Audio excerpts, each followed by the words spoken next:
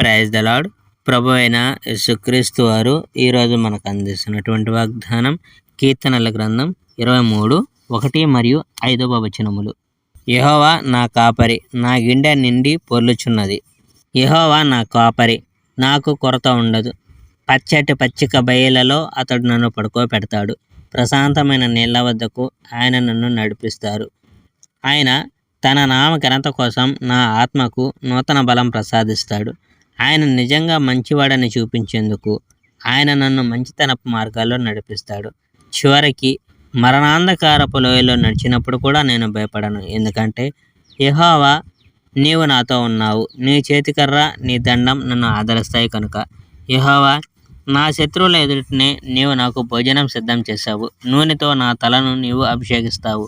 నా పాత్ర నిండి పొర్లుతుంది.